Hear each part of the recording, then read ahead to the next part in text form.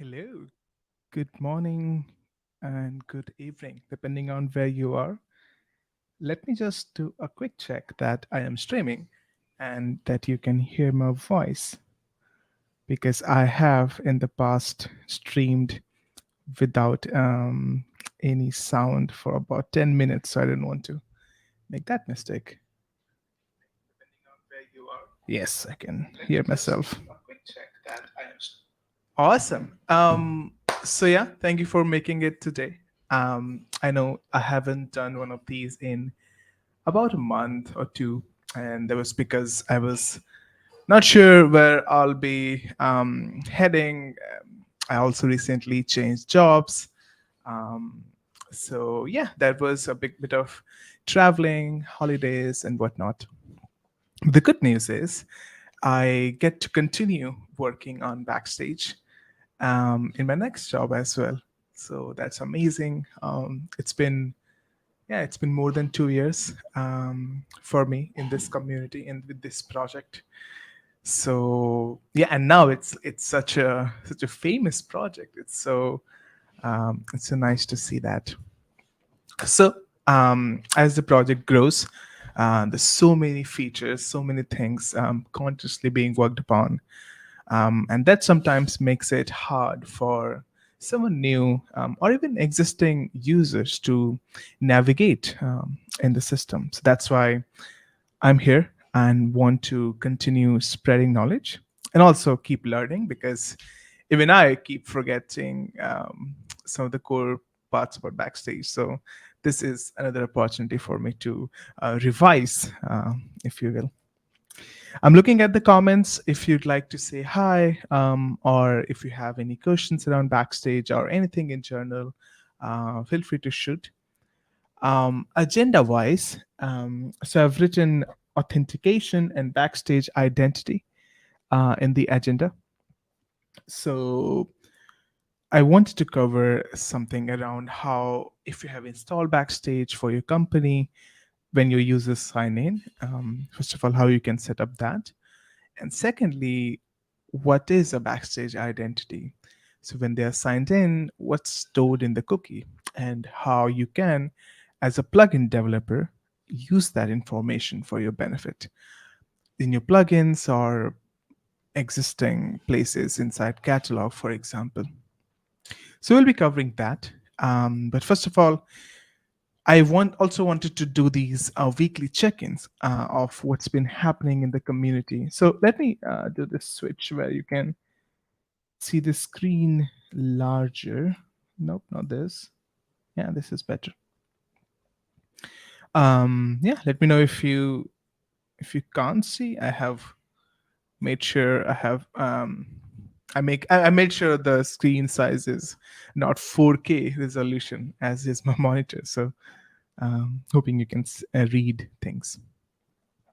All right.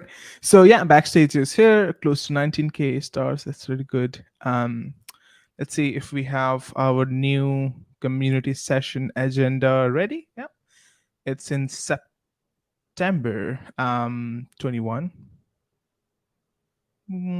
Right. What about October? Um, this one is passed, so we can close this. Done. I think we haven't created a new one. That's all right, but I can see the event on Discord. Backstage meetup live from KubeCon floor on October 26th. This will be during Backstage Con, which is happening on October 24th. So yeah, if you're going to Detroit for KubeCon, make sure you sign up for Backstage Con, which is happening on the Monday of that week. So yeah, community sessions is there.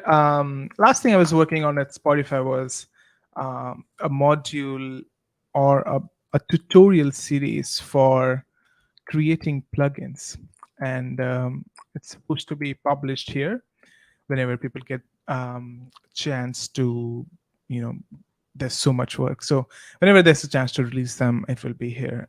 Another module to learn about plugin creation in Backstage. But until then, I'm here, and other people in the Discord community too. The Discord link you can always find in the README, and you can join the server for Backstage. So yeah, let's take some time. Let's take, I don't know, 10 minutes or 15 minutes and check out some of the issues and maybe help people out who are stuck. So I'll start with the repository issues. And let's see. We have some new unanswered issues. So maybe we might be able to help them out, although I'm not always sure because it's a big project. So Yarn build API docs crashes because lang is not set to English US. When launching Yarn build API docs, it should run scripts API extractor.ts successfully till at the end. When launching, it checks if the prompt was options, but the underlying command.js generates automatically an help prompt that's localized to lang definition. In my case, Italian, I guess. UTF-8. I got ops. That's Italian for options. Steps to reproduce.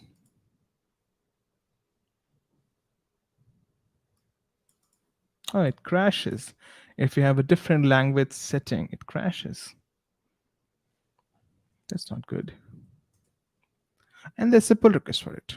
So, well, this is wonderful to see. Someone who reports the issue also fixes itself. So it's awesome. Thank you. Change Marco.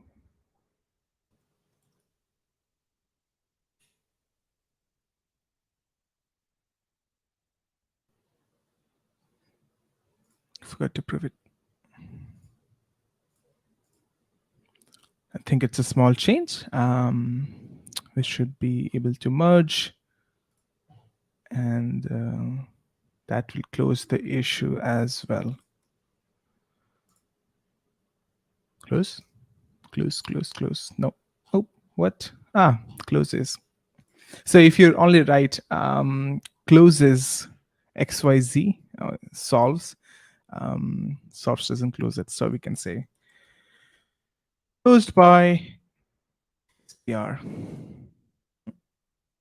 Oh, by the way, I was thinking something was missing, and that is the music. I still have to set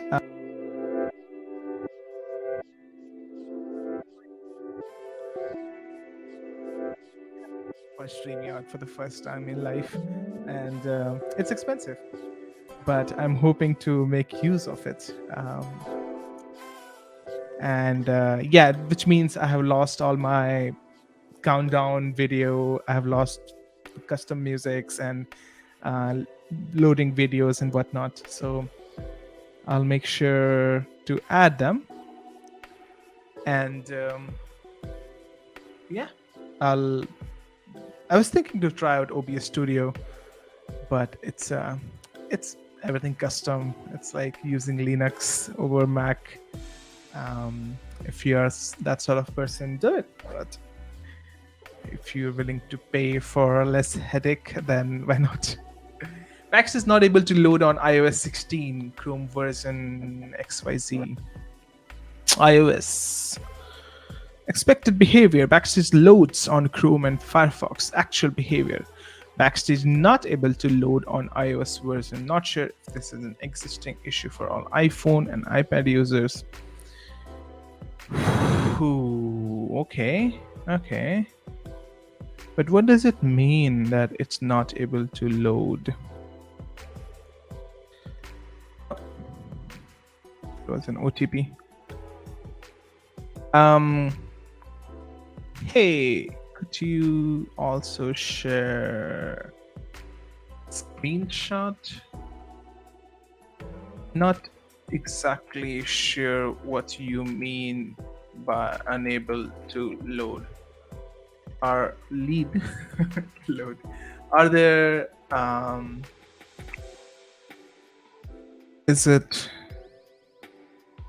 would it be a rendering issue? Could it be a network issue?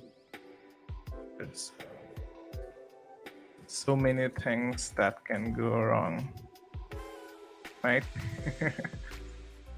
Smile, not sweat. Okay. Passport SAML less than 3.2.1 has signature bypass vulnerability. Okay, see this and this, workaround according to disable SAML authentication. Disable SAML authentication.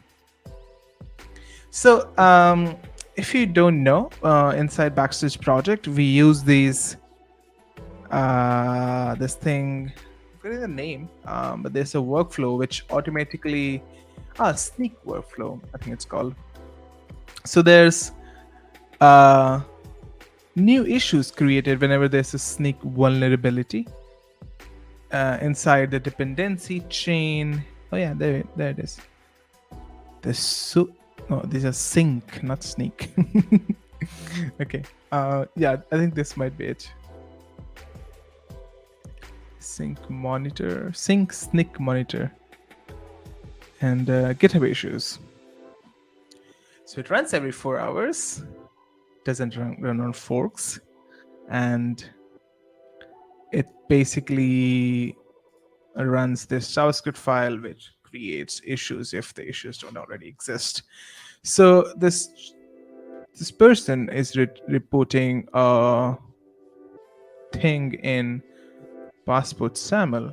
So I think there's a label for a snake.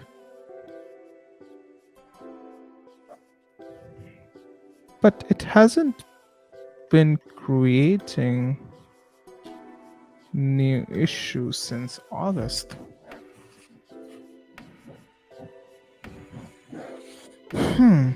All right. Maybe it's disabled. Not sure. I'm surprised there was no, I think, sneak issue, vulnerability issue for this, since we have a workflow for it. Noticed there aren't new sneak issues since August.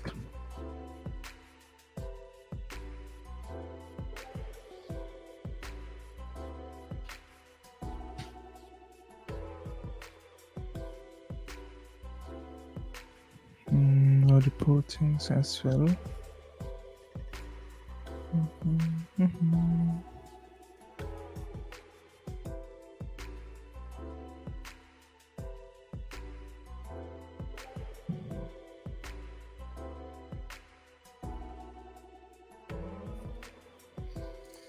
GitHub workflows.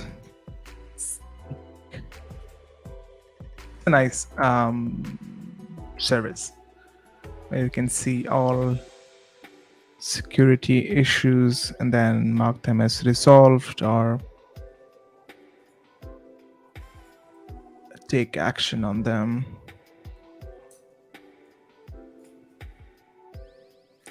CC Harry. So Harry was Hedgehog.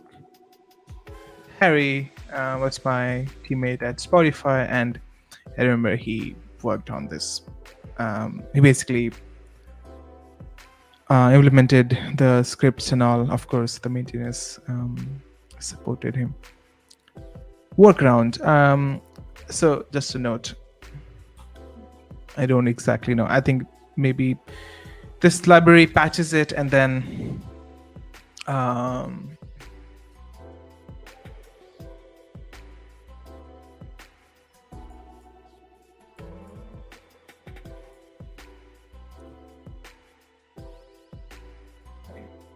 yeah, I think this just need to update it. Help needed.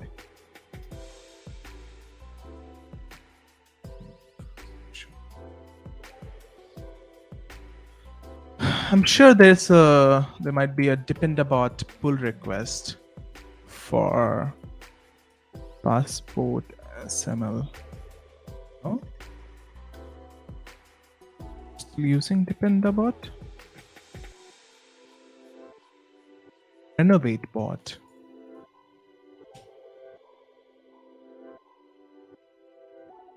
But it doesn't create too many issues every day, because that'd be too much. So maybe it's one day.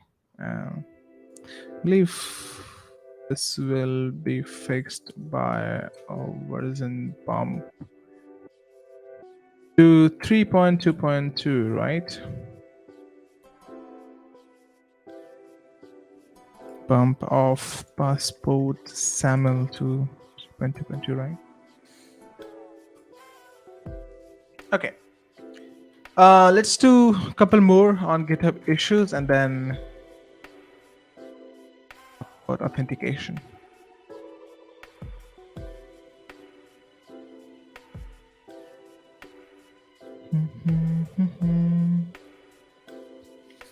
Make it easier to merge configuration into config at runtime related. Yeah, I mean,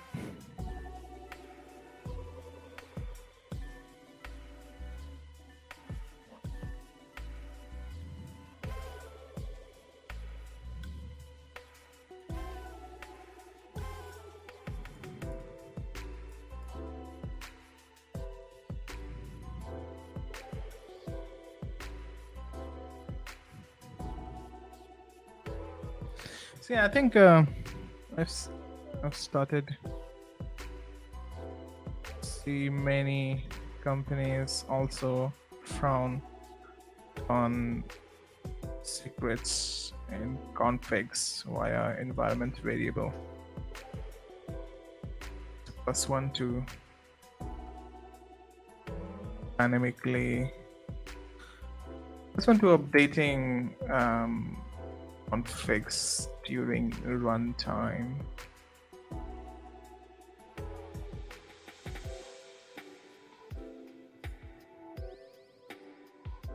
They're using this.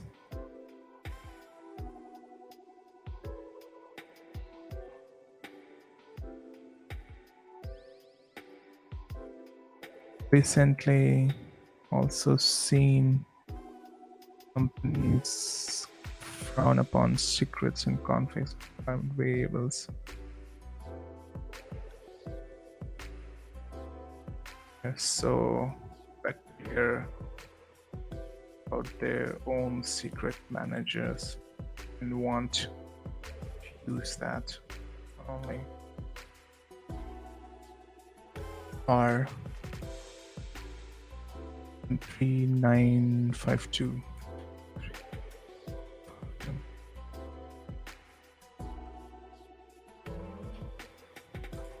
All right.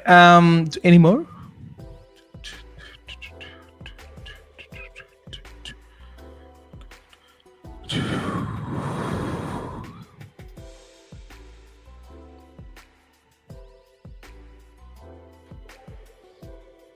Who is this person? I think we're getting some excellent issues on UX of TikToks from her. And this is such a weird GitHub thing. I click on the username, but it only filters. Oh, it's a new GitHub account just for Backstage. Wow, it's great. Not sure where they work. All right, let's check Discord. What do we have? I don't know. I don't understand this support channel. These are posts now. There's a support channel as well, right? There's a this is support channel. Of course, people are pasting large YAMLs without code formatting. That's very neat. And then there's a support post channel. Interesting. All right. Hi guys. Does anyone know how I can make the project to run on custom domain instead of local host? You deploy it. You deploy it somewhere. Hey.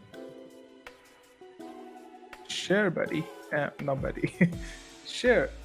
You deploy Backstage to a production instance and register a domain name for the deployment docs are here.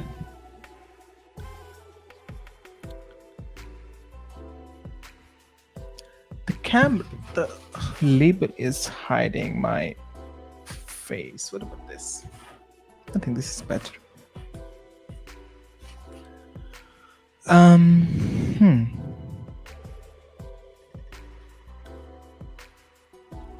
Deployment docs. Where are the deployment docs? There they are.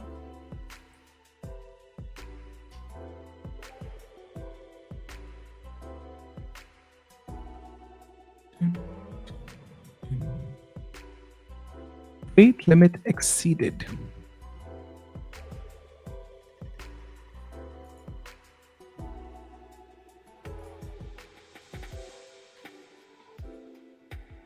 Hi guys, I have I think this is answered. Customize catalog index page from a plugin. I need a custom filter to my catalog. Is this the only way to go? I've just created a plugin, the custom processor, that add a custom tag to the entity. I would like to avoid any custom change. Just change log to keep my search page up to date. Thank you, Tim. Last one, I promise. Our network has no internet. Okay, how to run here? Can you elaborate a bit on this? Is this where you deploy, develop? How do you usually update your dependency where you class the user production into access? Some URLs pass through proxy, but those do not. Huh.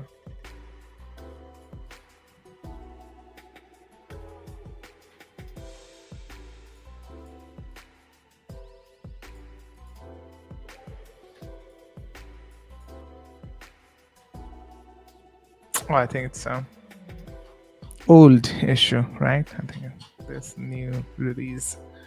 I think it was fixed. All right, let's the Backstage users in Toronto. Oh, not me. Cool. Let's begin. Authentication and Backstage identity. So this is a new computer by the way, and let me make sure I have set up. So I've created this Backstage thingy. I'm on the master branch.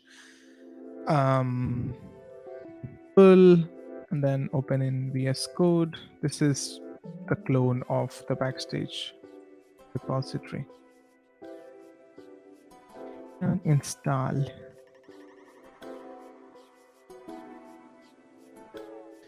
It's the new yarn, right? Yarn 3 or yarn 2. I don't know.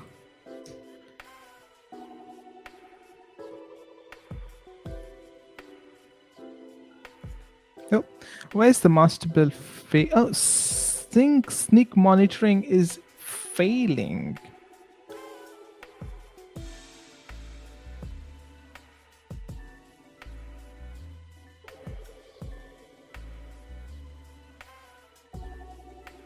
Heap limit allocation fail. JavaScript heap out of memory. Is this?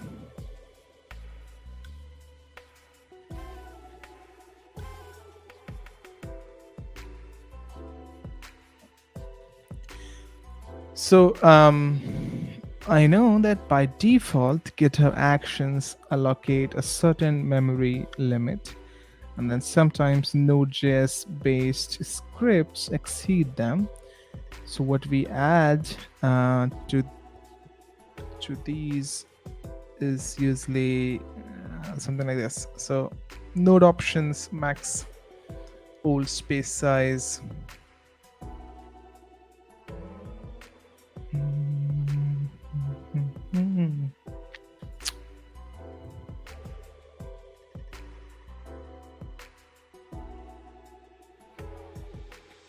report. Main branch CI, main branch CI build failing. Workflow out of memory.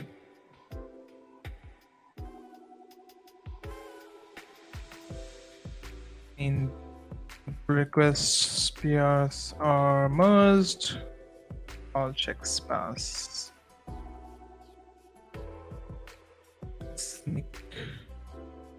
Sync workflow is failing. I'm just reporting the issue so that we can keep track.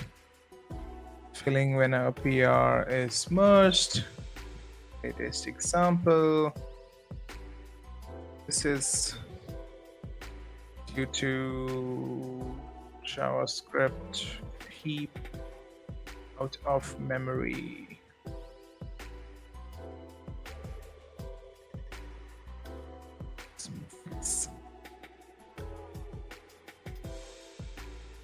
Possible fix. Maybe add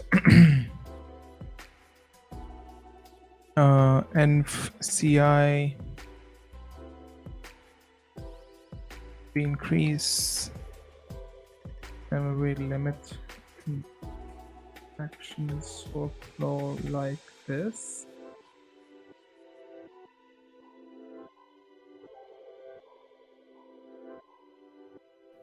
Help wanted. Good first issue. All right. And then I commented on one.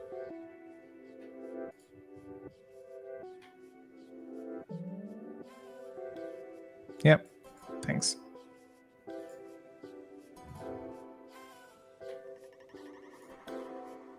Edit. Probably because the workflow is failing to build.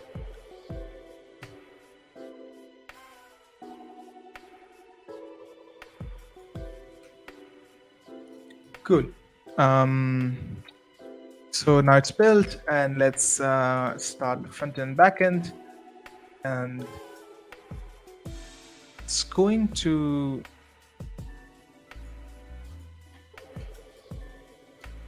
We'll start the front end. Start the back end. Although, what? Oh. Aha! Yeah, this is a new item too. So whenever I split the window, I want it to basically be in the same directory I was before. And so how do we do it? Appearance, arrangements. Nope. Appearance. Tabs, no, panes. Item has so many configs. General, profiles.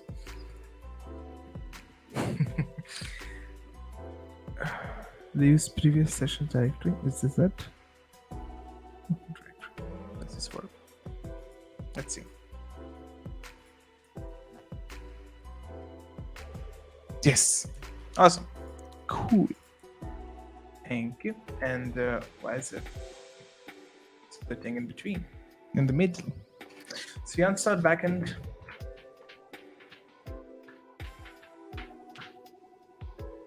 I guess I have not configured any secrets.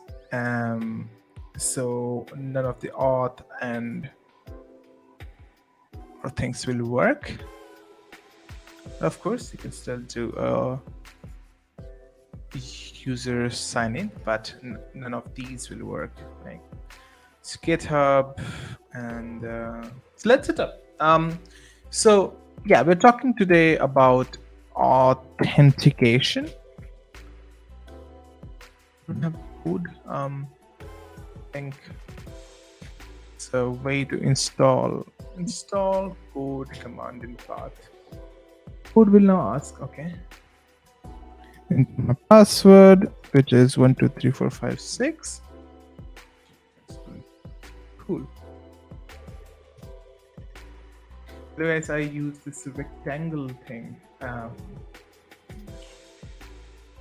for window managing. So if I need something in left and if I need this in right, I will just pressing shortcuts.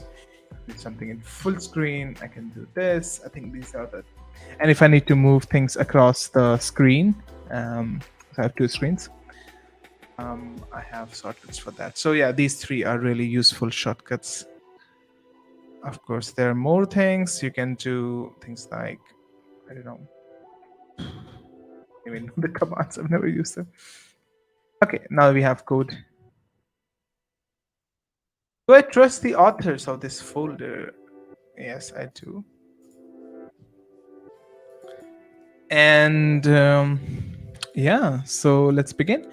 So yeah, inside your packages app, which is your Backstage frontend, you can see in your app.tsx, you can see the app being instantiated. And you can see one create app, and then you can see the sign in page. You can find all the providers for sign in.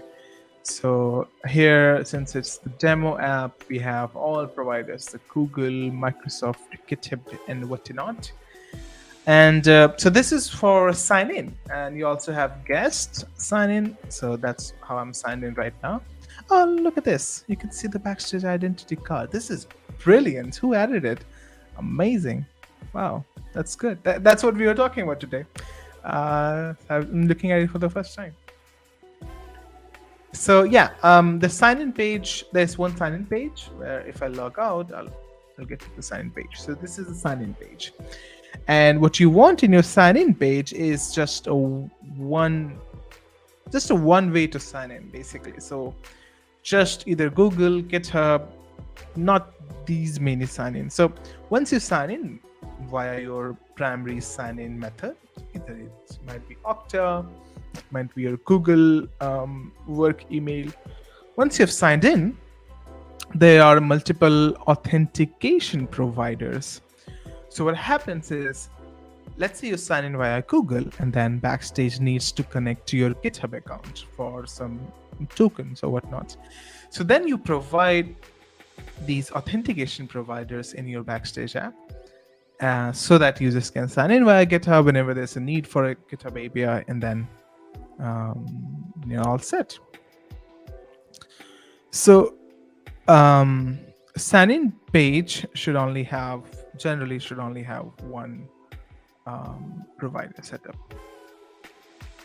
Cool.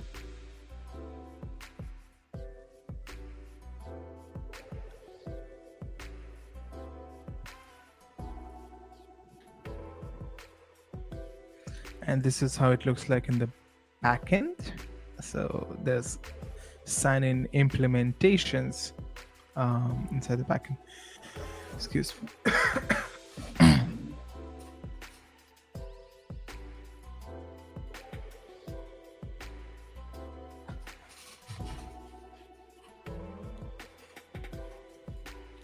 Right. So let's set up GitHub, for example. I'll go to GitHub, and then I'll go to settings, and then let me create a new sign-in app.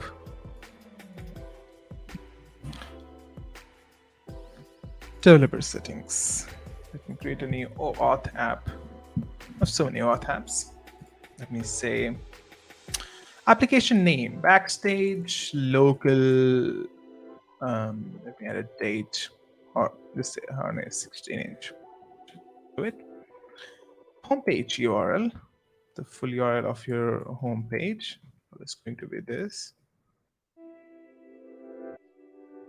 Change the music to the second one, which I like. It's called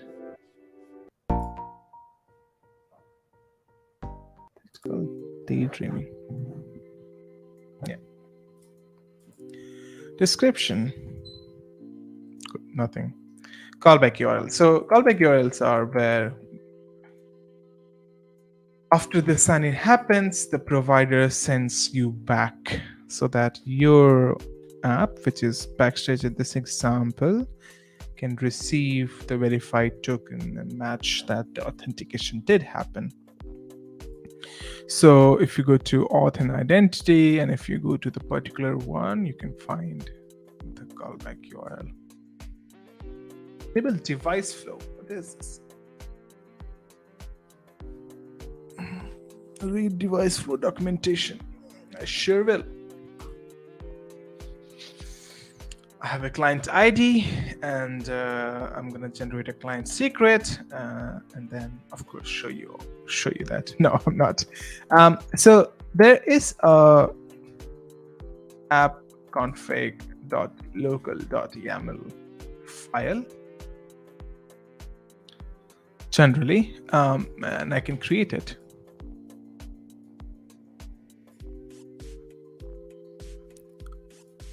New file. App config.local.yaml. Yes, this is a git ignored file. I'm pretty sure.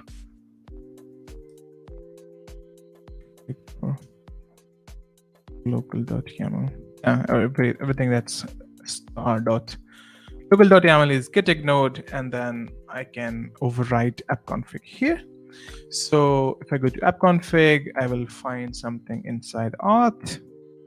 There you go. And then actually I don't even need that. I can just set these auth GitHub client ID and GitHub client secret, and we'll be done. So let me switch things in my other screen, and then I'll be done in a second. So yeah.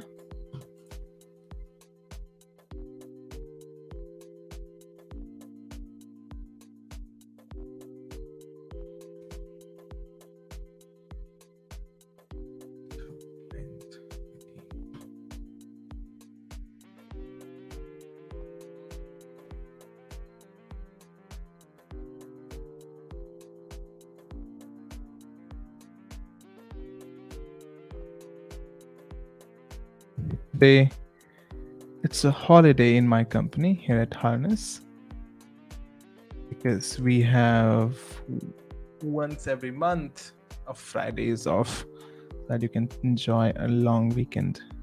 So neat, right?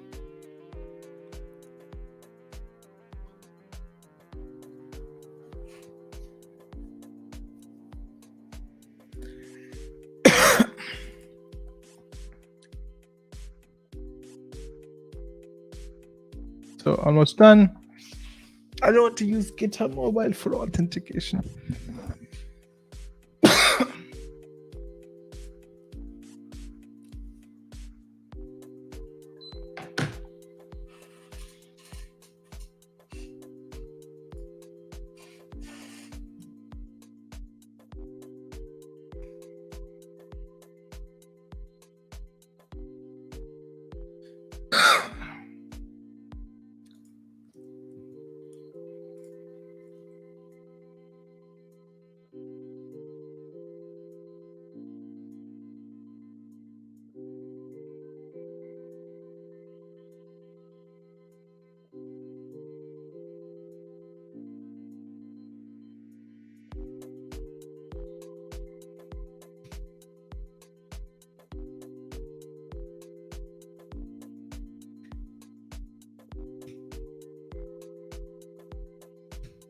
All right.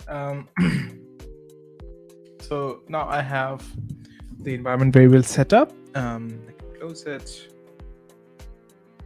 Source merge set rc again, and let me print client ID just to test it.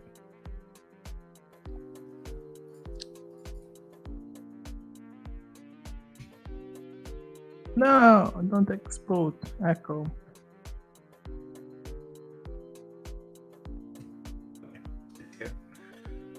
Not token, don't worry, I'm not crazy. I have revealed my password several times in the past. Starting the backend.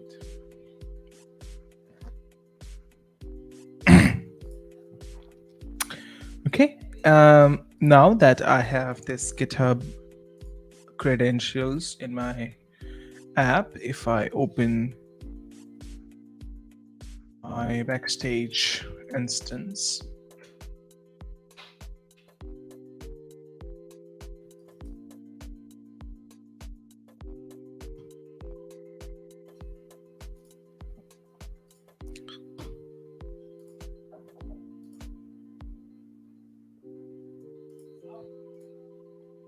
if I try to sign in,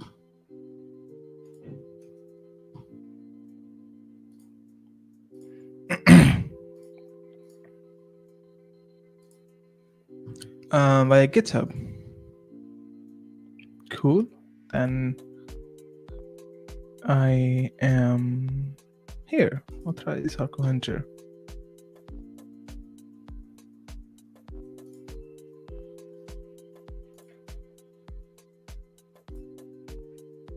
Thank you, Francesco, for your comment. Why doesn't show up on StreamYard? I don't know.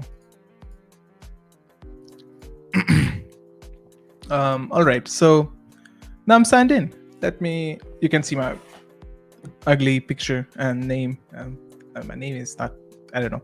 Cool, and the email address and whatnot. So that's how the sign-in works. And then you can configure more things like Google, what's this start thing? Google and whatnot, and then keep on adding things so that plugins can use those informations as well. All right, so the Backstage identity is basically when you log in, it's a JWT token. And then there is one very important thing which is attached in that identity is the entity claims. So what that means is whenever a user signs into Backstage, the Backstage backend or the auth backend assigns that this user is this user claims certain unique entities. So, and that is usually the user's identity across multiple platforms. And if they belong to some groups, you would want to add it there. So how does it work? Let's say your Backstage instance has some users and groups. So for example, there's multiple teams, team A, team B, and whatnot, right?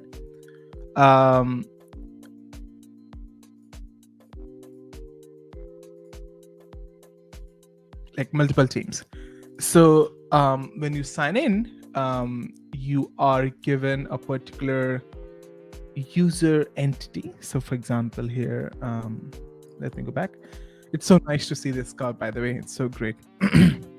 So it says that now every service, and generally it's used for deciding ownership of a service. So if you go to catalog and if you filter by what are the things I own, I own nothing here because now I'm signed in, no longer a guest, and guests own everything. So what are the things I own? So it will find all the services which has the owner, either you, the user, or the team that you belong to. So if you are part of a team, it should also add that, okay, now you also own all the entities which are part of group, default is the namespace or whatever team you belong to, whatever org you belong to. So that's one. But what if you have a different username? So as you can see, OrkoHunter, my username here. But let's say in my company, I'm called Himanshu.Pishra, and no OrkoHunter. So what happens then? So you can also configure your backend, your sign-in provider, to keep on attaching multiple identities that the particular user holds inside across the org. So yeah, that's the Backstage identity attached to the user, and it's used to identify what things you own. So in future, when you have permissions framework enabled, some things will be disabled for you. Like for example, unregistered entity. It will not work because you don't own this. So Yeah, it should work. As of now, we have a pretty, I think this particular instance is a pretty lenient permissions framework implementation.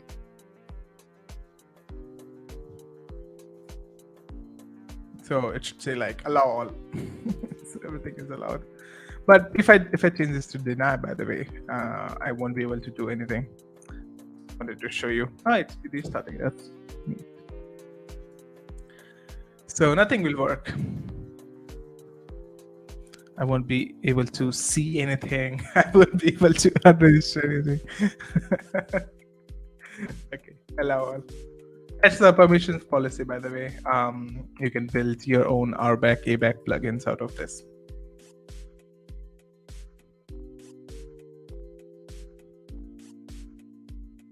That's it. Coolio. Where is Scoreboard? It's a new plugin. Okay. Now, so how do we do that in the backend? First of all, how do you attach these authentication providers? Very simple. Go to auth and identity, and then you choose whatever you want to add, and it will guide you through the instructions. Usually, it's about adding a provider in the sign-in page, as you saw in the create app. You basically keep on adding providers. Usually you should only have like one provider, then rest somewhere else. So yeah, you should only provide option via sign in just via Google, and otherwise you'll have conflicting identities, and then that just messes everything up. So what is this sign-in resolver? It's a very interesting piece in my opinion. So whenever you see, so if you look at your backend, if you look at your auth backend, you see this create plugin, pretty simple, and then creates a auth backend router. Then it has these provider factories. It's a pretty good note. Do not add this many resolvers in your own instance. It is important that each real user always gets resolved with the same sign-in identity. The code below will not do that. It is here only for demo purposes. So if you click sign in via GitHub, ultimately comes down to this piece of code in the backend. So once it receives, so we're using something called passport.js for the node part, and that it ultimately gives us like this. It takes care of extracting the results that a successful sign-in gives to the backend. In case here in the GitHub will return something, returns like a full profile thing and whatnot. So what you do with that is belongs here in this logic. That's called a resolver. So you basically resolve the sign-in results and match it with a particular user identity inside Backstage. So we extract the user ID, like the username, and contain username. It's no use. Create a entity reference. It's basically how all entities are represented inside Backstage. So you have like type, namespace, and then name of the entity. So if user namespace default, my username. So that's what stringify entity ref does, nothing else. So that's my user entity ref, and then I run this issue token thing, which is generating that JWT token, and it's attaching these claims. So subject is, I think it's called JWT, who the person is, not T-bigger, I don't know T-bigger. Jot. I think no one calls it JWT. Jot is the thing, although I find it very weird. Subject is like a unique identifier for the token. So yeah, that's me. And then claims. So we got this user entity ref. Let me just show you an example. Group.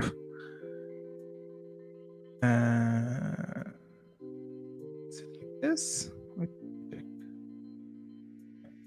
group default.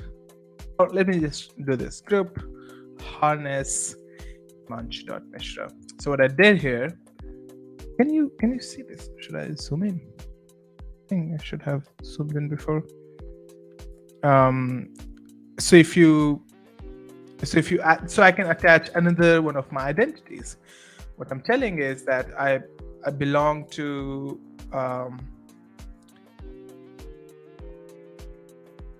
have mixed things. So I'm still a user in the harness namespace, but with the username munch.mishra. I'm part of a group inside harness namespace.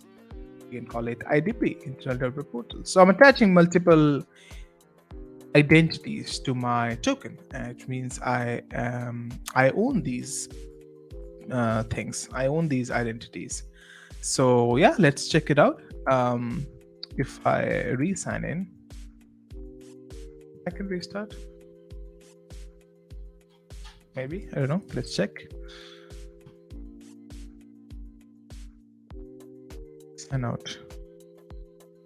And then sign in via GitHub.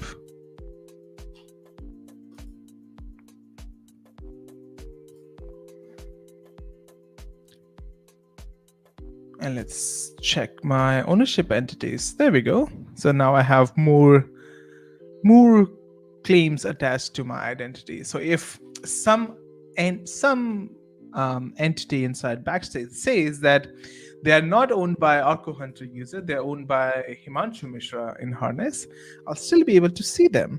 And if some says I'm owned by OrkoHunter, I'll still be able to see them. So it's about having identities across all platforms together. It's beautiful. I love this. And thank you, Freben, for thinking it this way. The implementation of Backstage identities. So let me show you a live example that will actually work. So you see how some things are owned by team A. What if I say that I belong to this team? And then as of now, I am not able to see anything in the own tab, but hopefully then I will be able to see. Let's do it. Live coding. Right, so group default team A. That's part of my identity now. Restart.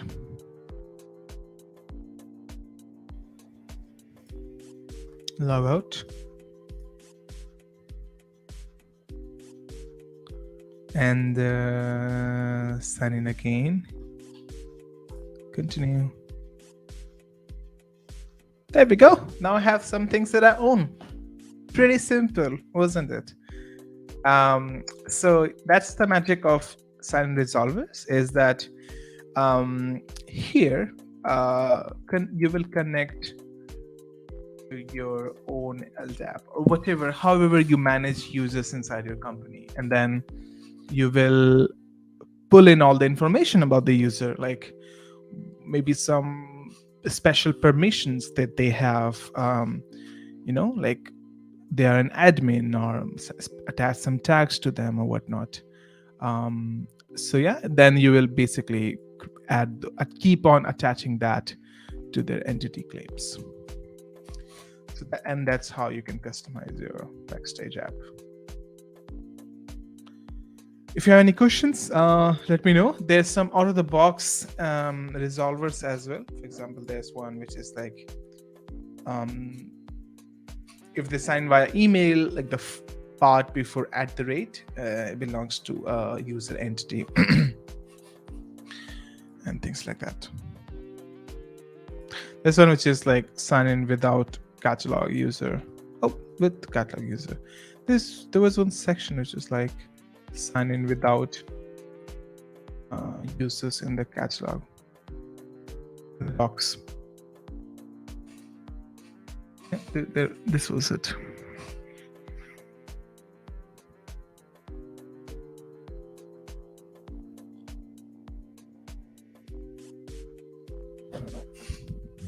Cool. Any questions around authentication? Shoot them to me.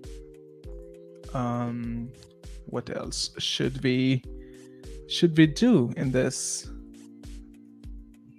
live stream? Let me check. Maybe I'm not getting the questions from LinkedIn directly here.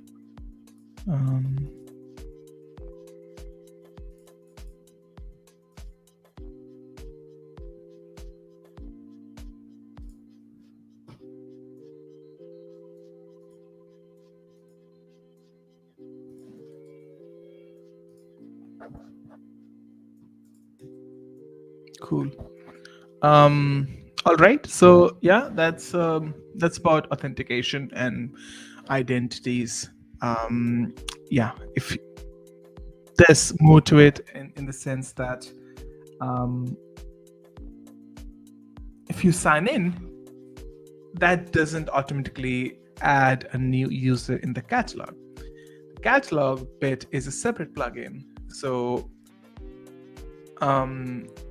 yeah, you may not have users in your catalog just by configuring sign in basically or authentication. So that part you have to do it yourself, like make sure you are adding all those user entities in the catalog. Yeah, overall pretty simple. If you're stuck somewhere, create issue, post it on Discord, and then yeah, should be cool then. There's one more question. Maybe I'll answer this and then call it a day. How to manage entities in Backstage and different approaches to refresh already existing entities. So we have two scaffolding templates and their source code is in some repo.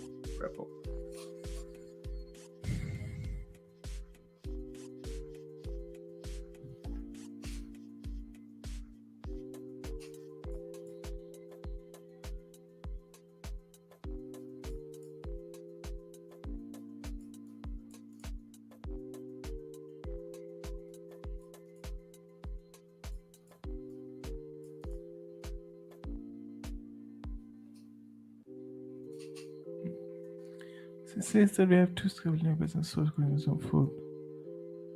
Template A.yaml, template B.yaml, all templates. Both templates as targets. Tag.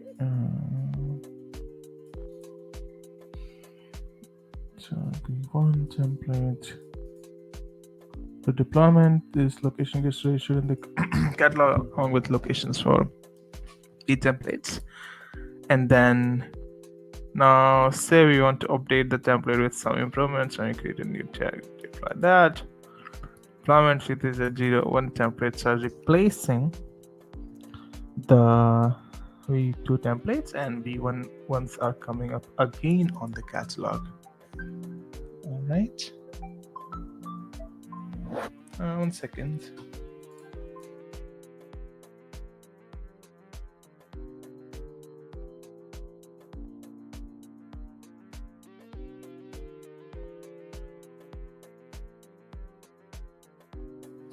That was a call for an MBA program block. How do they get these numbers? It's such a big problem.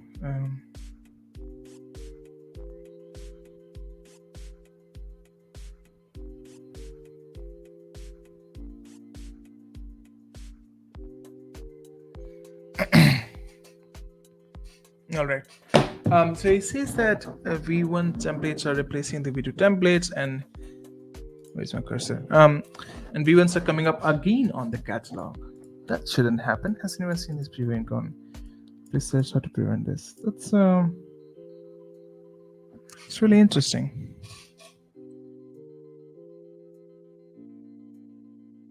Two templates with the same name cannot exist together. When you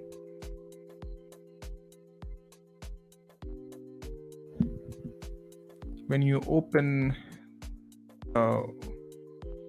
V01 and V02 together, and check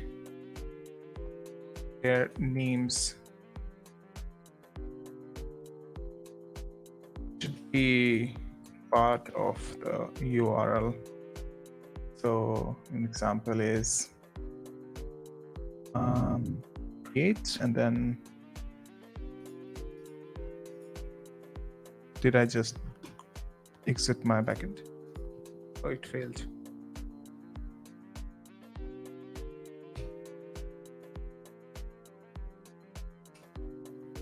Not allowed here for what? I know.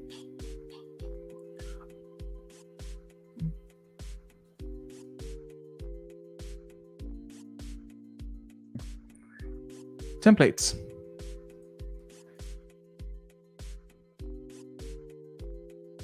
You can see all the templates inside your catalog.